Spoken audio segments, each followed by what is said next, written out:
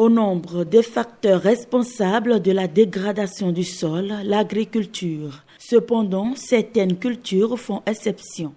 Selon un rapport de l'Organisation des Nations Unies pour l'alimentation et l'agriculture FAO, publié en mai 2019, la culture du mil et du sorgho, à titre d'exemple, préserve le sol et réduit la consommation en eau. Le mil et le sorgho ont besoin de l'arroser pour bien alimenter, pour bien donner.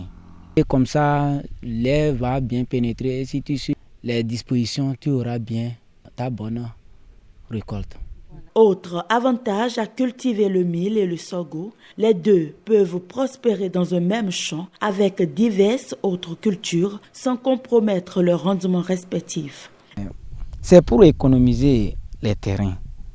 Les terrains ne nous suffisent pas et ça ne gêne pas.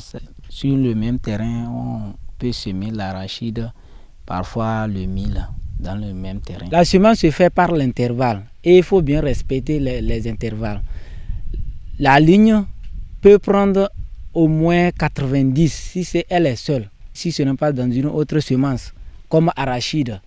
Les deux céréales sont certes prisées ici et rivalisent dans les assiettes, mais la culture du sorgho semble plus populaire auprès des producteurs que celle du mil. Cela s'explique. On peut préparer ça, la pâte à manger.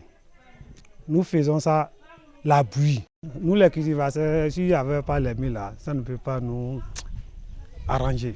Le sorgho occupe beaucoup de terrain que le mil parce que le mil là, elle est tranchant, elle blesse et même pendant les récoltes, elle fait gratter. Les femmes, les bonnes dames fuient à la récolte.